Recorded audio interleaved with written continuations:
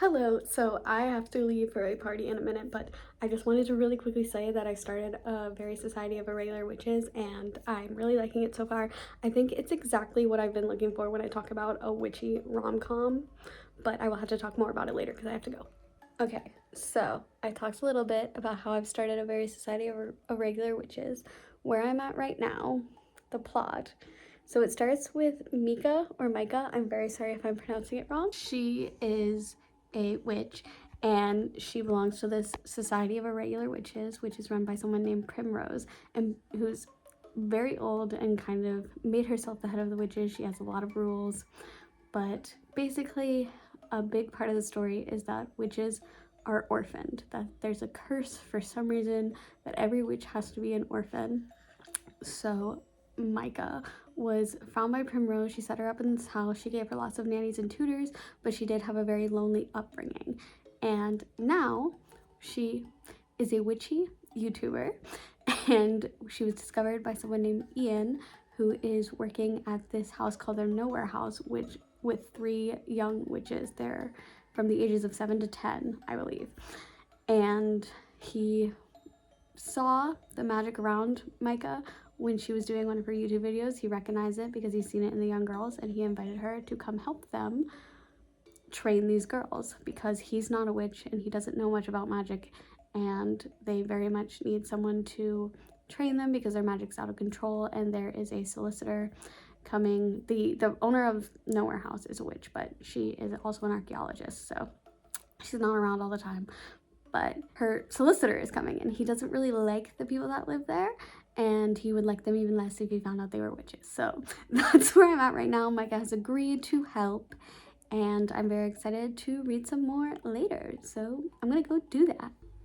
Good morning. I literally just woke up. This looks like a horror movie, but it's okay. Last night I was introduced to Micah's dog, Circe, and obviously I'm obsessed. But also I wanted to talk about how there is a mystery aspect. Things are kind of mysterious and unclear, at least from Micah's point of view. And I don't know if there's going to be a twist or a big reveal, or if it's just going to be Micah slowly getting answers as she learns more about the people from Nowhere House and forms these close relationships for the first time in her life. I also don't know if the book means to allude to neurodivergency, but Micah talks about masking who she is forever so she can fit in.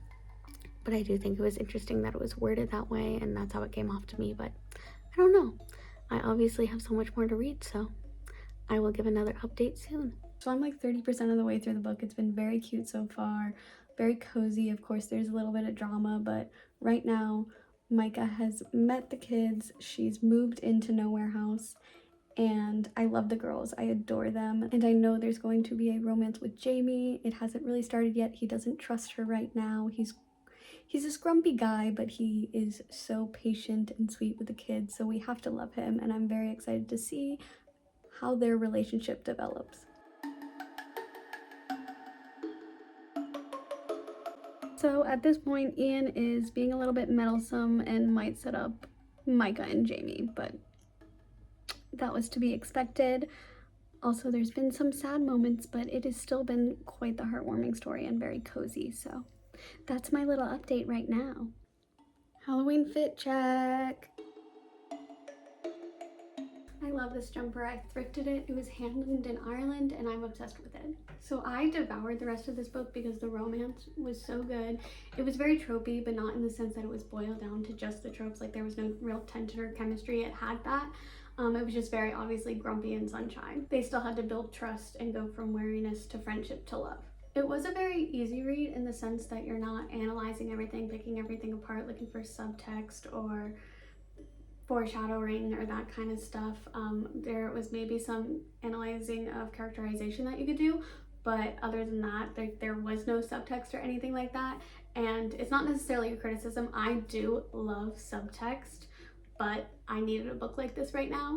I realized I wasn't holding the book and I wanted to be, but sometimes you're busy and you need just a really easy, cozy read, just a feel-good read, and that's very much what this is. And especially right now, with it being close to Halloween and it being witchy, I think it was a perfect read for me right now. I did really enjoy the character arcs and development and the relationship developments. I've already talked about the romance, but there's also a lot of platonic relationships that develop, because Micah is learning for the first time what it's like to not only care for people but be cared for, and to accept that.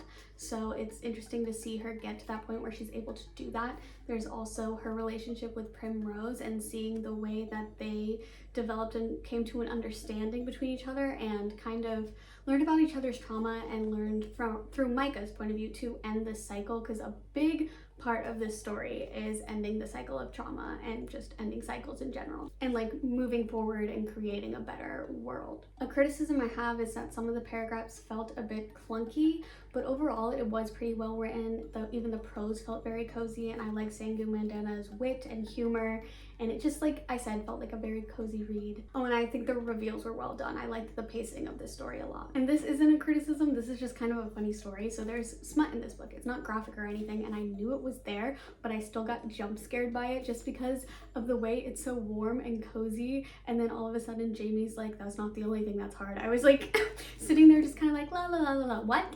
Like was my experience reading that, but I don't have any problem with smut or that kind of stuff, so it was just a matter of the tonal shift. But overall, I did enjoy this book, and I do think when A Witch's Guide to Magical Innkeeping comes out, I'm probably not going to read it right when it comes out, because I am trying to stick to my physical TBR and finishing that first, but I do want to read it eventually, probably next Halloween, maybe. I don't know why I said probably. I don't know when I'm going to read it, but I do like to read witchy and vampire stories around Halloween. So yeah, I know this wasn't the longest vlog, and the spookiest vlog, even though I'm doing it for Halloween.